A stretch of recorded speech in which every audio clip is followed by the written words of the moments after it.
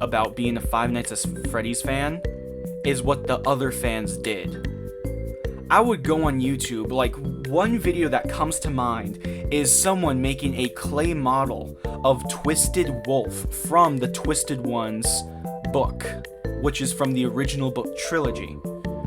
Like, I loved that video because it was so cool. It's like, that was the kind of like the first time I learned about the Twisted animatronics, because I didn't really keep up with the books. I only kept up with the games at the time. I mean, still, it's kind of hard to keep up with books these days. But, I loved that. I loved looking up on Safari and seeing all these, like, random designs that were just made by fans. I loved watching YouTube videos. I was that type of person who would grow up watching those, animations where they have those, like, fake voices like, "What? This is impossible. I am the puppet. This is my voodoo doll. Someone must have had it." And then they would, like, brawl with, like, the nightmare animatronics or whatever. Like, I would grow up with stuff like that. Just low quality SFM type of animations. But I loved them. I loved them as a kid. And it's left a staple of comfort in me. Like, I could hear that voice and immediately think back to it, kind of like with Exploding TNT, when I hear the, "Hello, I am AI voice." I immediately think of Purple Shep. But overall, I have found so much enjoyment being a Fnaf fan because there was so much more than the mainline games. People started making fan games, Five Nights at Candy's, the joy of creation.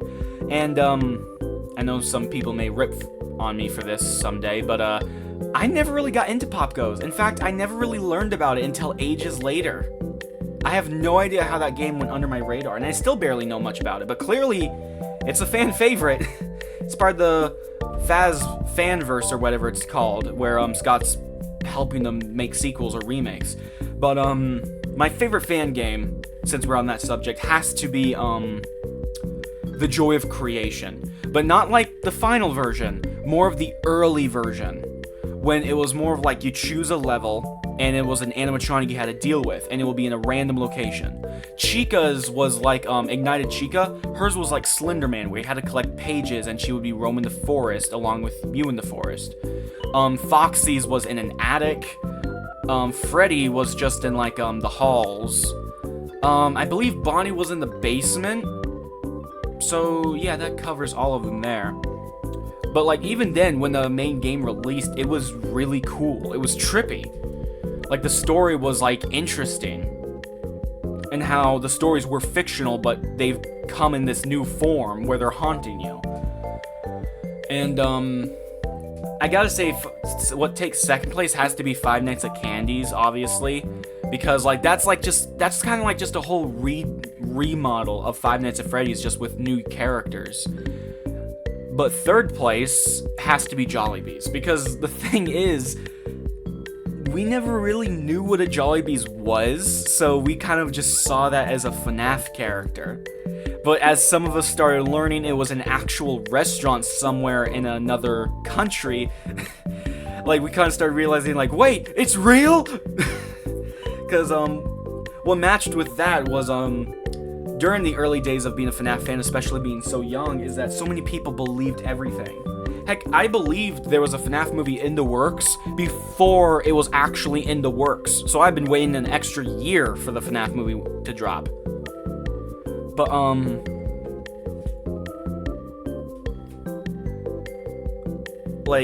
but I remember in the third grade, the second game's out, maybe the third was out, but either way, everyone in my class was like, "Hey, did you hear? No, what?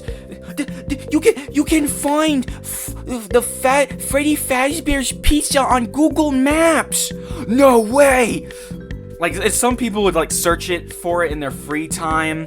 It's like, we would believe anything, but it was that big. But the thing is, as I got out of that grade, it was kind of seen as something to commonly judge.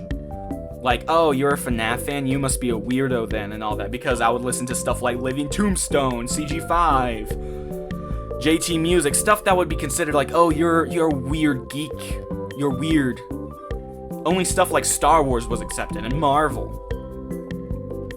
But, like, it's nice that now I can easily talk about this stuff, but at the time I felt embarrassed to. So like overall, I've basically been a secret fan, and at one point my mom wasn't really too like, oh, I don't really like you looking at this stuff, but kids rebel, right? So I still looked at Five Nights at Freddy's stuff kind of just in secrecy. And eventually, as I got older, my mom, like, she learned I'm a Fnaf fan and all that, but she became more chill with it, mainly because certain things started clearing up on multiple different subjects in my personal life. I won't get into that detail. But overall, though, like, I've been a dedicated fan. This Fnaf and actually, Five Nights at Freddy's has to be the one thing I have stayed and been the first ever thing I've ever been a dedicated fan to, a diehard fan of. Because, like, I'm now just like a diehard fan of Fortnite. And I liked Minecraft, but I grew out of that phase. Skylanders didn't stick around. Meanwhile, Five Nights at Freddy's, it's still here. And whether there's new games or not, there will be fan games. People will replay the games.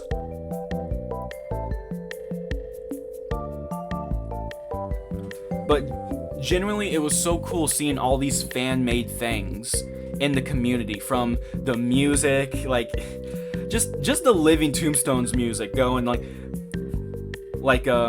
Five Nights at Freddy's, is this where you wanna be? I just don't get it. Why would you wanna stay? Five Nights at Freddy's. Oh, it's you can't get better than that in the community. Well, actually, it can. They've managed to top that song multiple times, but the reason why it stays number one to me, well, actually number two to me, and I'll explain that in a second, is because of its staple it left. Kind of like the Marshmallow event in Fortnite. In, like, comparing that to stuff like the Travis Scott event and stuff like that, I still consider that to be my favorite, because not from its quality, but the Marshmallow Live event in Fortnite, because of its staple. Nothing during that time was like that. And so, it's my favorite. And that's the reason why the FNAF 1 song, Living Tombstone, is my favorite. My number one spot, though, has to be Dying of Fire. Like, I don't know why, but I just, like, the vocals, the music, even the animation visuals, like, I hope you die in the fire, and, like, using the animatronic jump scare sounds as, like, a bit of, like, a beat in the background. They also use the, iconic fan-made, FNAF 1 models that you see in, those animations. I still remember coming across one of them, and it was like, let's just say their son hatched out of an egg. But, just, like, even from weird stuff, there's staples there. Like, being young and seeing, like, the ships, and, like, you're just like, that's just normal. But, of course, others will see that as weird. And, of course, when you get older, it's like shipping. It's a very questionable subject. But either way, it was there. And therefore, forever burned into my childhood. But during that time period, that had to be some of the most nostalgic memories for me. Five Nights at Freddy's has always been great inspiration for me, and I loved its designs. Like, Springtrap's design, mwah, magnificent. And then, one of my favorite designs out of all the animatronics has to be Nightmare Fredbear. Like, it's perfect, especially with what the story is telling. Like, oh, yeah, that kid's head got bitten off, so it makes sense that Fredbear's, like, nightmare silhouette had, like, such a huge mouth with multiple rows of teeth, sharp teeth, and even sharp teeth in its, like, little stomach piece. It made sense because it emphasized on what killed him. I mean, of course, now we learn that that was not a nightmare, that was hallucinative gas. Hope that's a real word, hallucinative. But, heck, FNAF is huge. And another thing is that you don't even have to be a FNAF fan to enjoy FNAF. Like, look back at 2021 when Security Breach released. Not everyone was a FNAF fan, but everyone loved the memes.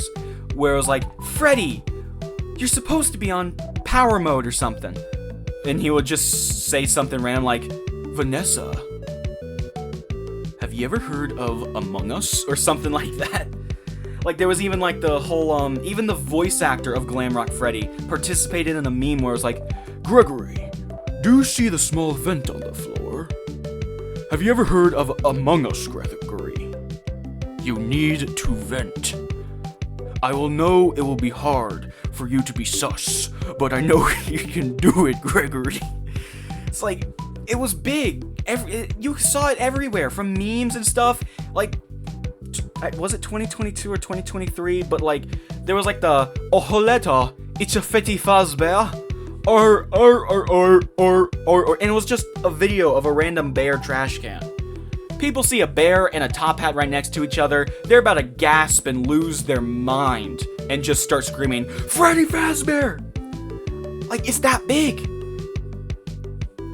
And like, it's baffling to the point where I was a fan of this when it was kind of like so common to shame someone for being a fan of it.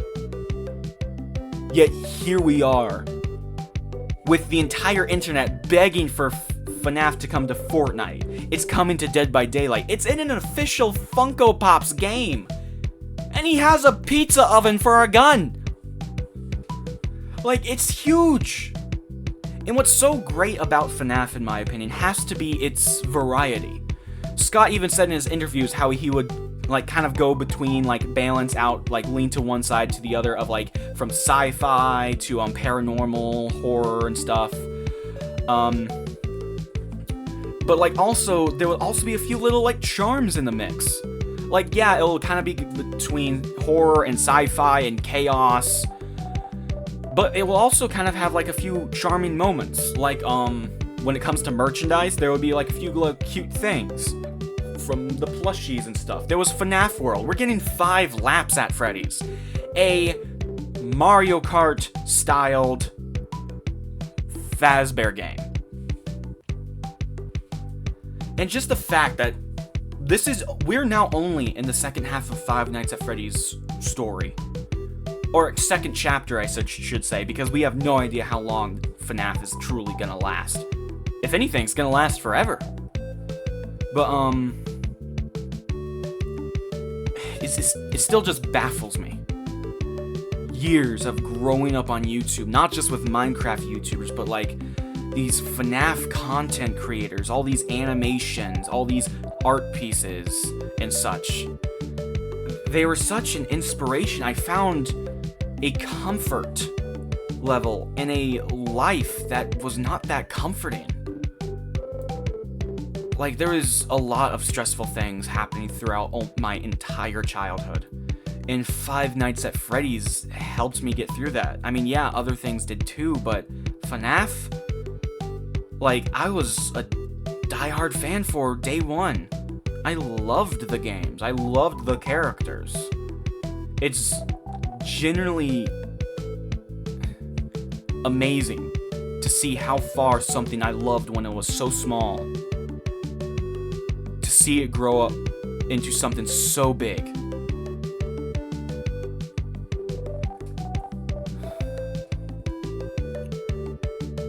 Well, there's probably other things I could talk about. But yeah, I kind of covered all the basis stuff. From fan-made games, art, animations, the games themselves. But I guess I can wrap it up with what my favorite Five Nights at Freddy's game is.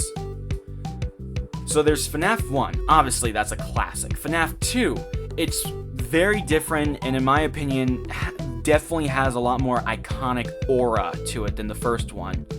From like the jump scare noises, the FNAF ambient sound in the second game, from it being chaotic, the multiple characters. Like, it wasn't just Freddy, Bonnie, Chica, Foxy. There was Withered Freddy, Freddy, Withered Bonnie, Toy Chica, and Withered Chica. There was even the Secret Shadow Freddy, the new Golden Freddy, being the withered one. There was the Puppet, there was Balloon Boy, there was Mangle. Like, there was a lot more characters. Oh, a party. Join the party. If you know, you know. But, the heck was that? But, FNAF 3, like, it introduced, like, a fan favorite being Springtrap, and then there was, like, the Phantom animatronics, which, in my opinion, have to be the weakest out of them all. I mean, heck, Chica's literally made fun of for having a watermelon-looking head in that game. But, also the jump scares were a little, meh compared to others. But in my opinion, it's still a good game, especially from the stress levels it gives you. And, then there's the fourth game, being, like, there's no technology, you're just a kid with a flashlight. And, then there's, obviously FNAF World. That's not my favorite, but it's a staple, alright. It's something known. It's something. And then there's, Sister Location, which came after FNAF World. I always forget that. But, Sister Location has to be one of the best in there. It's not my personal favorite, but definitely has to be the best in the whole franchise, because it was different. Like, it was back to the classic vibes of FNAF, but instead of being in one room the entire time, you're going from place to place. You were moved around, nights were different, and so on. There was something new each night. It was something that was always unique throughout the entire game playthrough. Then there's the surprise drop being Pizzeria Simulator. Now, Pizzeria Simulator has to be my favorite Five Nights at Freddy's game. And I know, Scott said, like, you know, he just made it, he's not proud of the game, he just made it to wrap up the story. But that's why I love it. It was a conclusion where characters that we have known and theorized about, their stories have concluded, including Afton's. And of course, his legacy may continue on in the games, but he's now dead. I mean, you play as him in Ultimate Custom Night. Like, that's him in hell being forever tortured. Like, all like the 50-20 mode with every animatronic coming at him at once. Yeah, that's his infinite torture. But, the sixth game, Pizzeria Simulator, it came out of nowhere. It was just a big surprise, which made it so exciting. And, like, the intro to it was cool. And, the gameplay mechanics, how it cycled between the charm side of the, franchise, being, like, the cute stuff, like, or, like playing the mini games, like,